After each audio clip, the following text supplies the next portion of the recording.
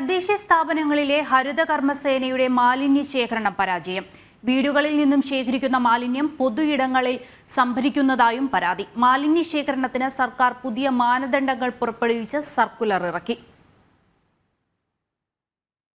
ഹരിതകർമ്മസേന വീടുകളിൽ നിന്നും മാലിന്യങ്ങൾ ശേഖരിക്കുന്നതിലും ഈ മാലിന്യം സംഭരിക്കുന്നതിലും യഥാസമയം നീക്കം ചെയ്യുന്നതിലും വീഴ്ച വരുന്നതായി ആക്ഷേപമുയർന്ന സാഹചര്യത്തിലാണ് തദ്ദേശ സ്വയംഭരണ വകുപ്പ് മാനദണ്ഡങ്ങൾ നിശ്ചയിച്ച് സർക്കുലർ ഇറക്കിയത്. തദ്ദേശ വകുപ്പ് സ്പെഷ്യൽ സെക്രട്ടറിയുടേതാണ് സർക്കുലർ.